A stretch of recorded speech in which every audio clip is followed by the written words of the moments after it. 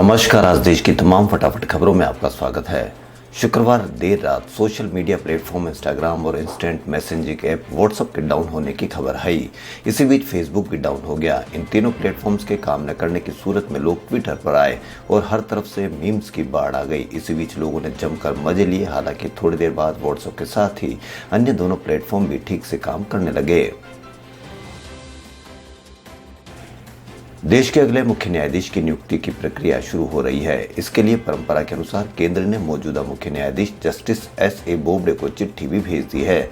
सूत्रों के मुताबिक कानूनी मंत्री रविशंकर प्रसाद ने सुप्रीम कोर्ट के मुख्य न्यायाधीश जस्टिस एस.ए. बोबडे को पत्र लिखकर पूछा है कि उनके बाद मुख्य न्यायाधीश कौन बनेंगे। बता दें कि 23 अप्रैल को जस्टिस एस.ए. बोबडे रिटायर्ड हो रहे हैं। भारत दौरे पर पहुंचे अमेरिका के रक्षा मंत्री लॉयड जे ऑस्टिन ने हिंद प्रशांत क्षेत्र में भारत की नेतृत्वकारी भूमिका की सराहना की और साझा लक्ष्यों को बढ़ावा देने के लिए रणनीतिक रूप से महत्वपूर्ण क्षेत्र में एक जैसी विचारधारा वाले देशों के साथ आने पर जोर दिया। ऑस्टिन 3 दिवसीय दौरे पर शुक्रवार को भारत पहुंचे हैं। उनकी इस यात्रा का उद्देश्य हिंद प्रशांत सहित क्षेत्र में चीन की बढ़ती आक्रामकता के मद्देनजर द्विपक्षीय रक्षा एवं सुरक्षा संबंधों को और मजबूत करना है। भारत और इंग्लैंड के बीच 5 मैचों की T20 सीरीज का आखिरी और निर्णायक मुकाबला आज यानी शनिवार रात 7 बजे से अहमदाबाद के नरेंद्र मोदी स्टेडियम में खेला जाएगा। T20 सीरीज में फिलहाल दोनों ही टीमें 2-2 की बराबरी पर है। आखिरी T20 मुकाबले में जो जीतेगा सीरीज पर उसका ही कब्जा होगा। इस अहम मुकाबले में भारतीय टीम की प्लेइंग 11 से 2 खिलाड़ियों की छुट्टी भी हो सकती है। राजस्थान में शुक्रवार को कोरोना वायरस के 402 नए मामले सामने आए, जिससे राज्य में संक्रमितों की अब तक की कुल संख्या 3,24,503 हो गई। वहीं इस घातक संक्रमण से राज्य में और 2 लोगों की मौत हो गई, जिससे संक्रमण से मरने वालों की संख्या भी 2,02,796 हो गई। राज्य में संक्रमित उपचाराधीन मरीजों की संख्या बढ़कर 3,121 हो गई। राजस्थान के मुख्यमंत्री अशोक गहलोत ने कहा है कि राज्य के सभी लोगों को कोरोना वायरस संबंधी दिशा निर्देशों का पालन करना चाहिए।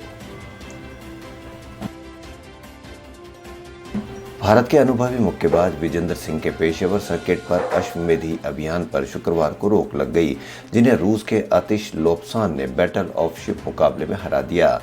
बीजिंग ओलंपिक 2008 के कांस्य पदक विजेता विजेंदर 2015 से पेशेवर सर्किट में उतरे थे। तब से लगातार 12 मुकाबले जीत चुके हैं। अपना 7वां बाउट खेल रहे रूसी मुक्केबाज ने मैजेस्टिक प्राइड कैसीनो जहाज पर हुए इस मुकाबले में जीत दर्ज करके स्थानीय दर्शकों का दिल तोड़ दिया। सुप्रीम कोर्ट ने मराठा कोटा मामले की सुनवाई के दौरान शुक्रवार को जानना चाहा कि कितनी पीढ़ियों तक आरक्षण जारी रहेगा। शीर्ष न्यायालय ने 50% की सीमा हटाए जाने की स्थिति में पैदा होने वाली असमानता को लेकर भी चिंता प्रकट की। महाराष्ट्र सरकार की ओर से पेश हुए वरिष्ठ अधिवक्ता मुकुल रोहतगी ने न्यायमूर्ति अशोक भूषण की अध्यक्षता वाली 5 न्यायाधीशों की संविधान पीठ से कहा कि कोटा की सीमा तय करने पर मंडल मामले में फैसले पर बदली हुई परिस्थितियों में पुनर्विचार करने की जरूरत है। पश्चिम बंगाल में 27 मार्च को होने वाले विधानसभा चुनाव के पहले चरण में चुनाव लड़ रहे उम्मीदवारों के आपराधिक मामलों का आंकड़ा सामने आया है। एसोसिएशन फॉर डेमोक्रेटिक रिफॉर्म यानी एडीआर नामक संस्था की एक रिपोर्ट के अनुसार विधानसभा चुनाव के पहले चरण में 191 उम्मीदवारों में से 48 प्रत्याशियों ने अपने खिलाफ आपराधिक मामले दर्ज होने की जानकारी मुहैया कराई है। इसके अलावा इस रिपोर्ट में उम्मीदवारी की शैक्षणिक योग्यता भी बताई गई है। केंद्रीय अन्वेषण ब्यूरो ने शुक्रवार को अपने ही 4 कर्मियों के खिलाफ आरोप पत्र दाखिल किए हैं। ये अधिकारी फास्ट इंटरनेशनल द्वारा बैंक से 4,300 करोड़ रुपए की कथित तौर पर धोखाधड़ी करने की जांच कर रहे थे और उन पर कंपनी को राहत देने के एवज में रिश्वत लेने का आरोप है। अधिकारियों ने बताया कि एजेंसी ने मामले पर आरोपी स्टेनोग्राफर समीर कुमार को भी गिरफ्तार कर लिया और उसे न्यायिक हिरासत में भेज दिया गया। अधिकारियों ने बुधवार को बताया कि सीबीआई ने अपने ही 2 उपाधीक्षक के साथ एक वकील पर कथित रूप से एजेंसी में ही धोखाधड़ी की आरोपी कंपनी की मदद के लिए रिश्वतखोरी का नेटवर्क चलाने के आरोप में मामला दर्ज किया था। उन्होंने बताया कि तीनों को इस साल जनवरी में गिरफ्तार किया गया था। देश की राजधानी नई दिल्ली से सटे गाजियाबाद में एक मंदिर के अंदर पानी पीने को लेकर पीटे गए लड़के के लिए करीब 10 लाख रुपए जुटाए गए हैं। इसकी जानकारी शुक्रवार को लोगों से धन जुटाने वाले ऑनलाइन मंच केट्टो ने दी। आपको बता दें कि केट्टो भारत में एक ऑनलाइन क्राउड फंडिंग प्लेटफॉर्म है। केट्टो ने शुक्रवार को कहा कि उस लड़के के लिए 10 लाख रुपए जुटाए गए हैं, जिसकी पिटाई गाजियाबाद के एक मंदिर के अंदर पानी पीने के लिए कथित तौर पर की गई थी। असम विधानसभा चुनाव को लेकर कांग्रेस नेता राहुल गांधी राज्य के 2 दिवसीय दौरे पर है। शुक्रवार यानी 19 मार्च को यहां एक चुनावी रैली को संबोधित करते हुए राहुल गांधी ने भारतीय जनता पार्टी पर आरोप लगाते हुए कहा कि बीजेपी नागपुर से असम को चलाना चाहती है। उन्होंने आगे कहा कि बीजेपी चाहती है कि बाहर के लोग यहां आए और जो आपका है वो उठा कर लेकर चले जाए, जैसे उन्होंने आपका एयरपोर्ट लिया।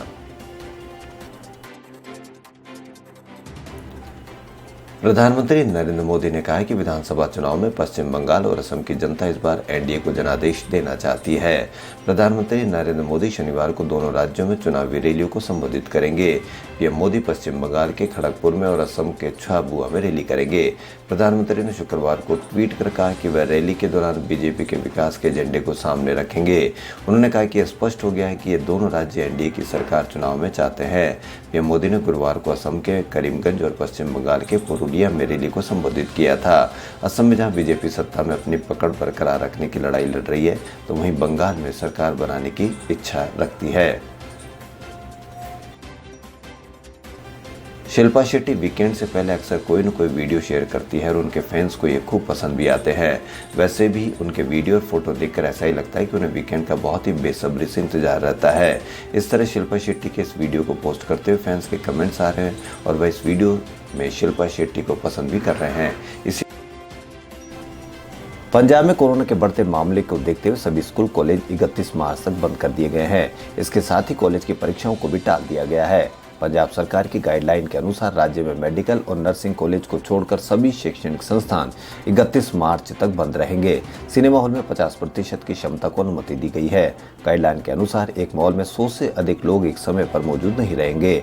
कोरोना की वजह से जान गंवाने वालों के लिए अगले हफ्ते से हर शनिवार को सुबह 11 बजे से 1 घंटे का मौन रखा जाएगा।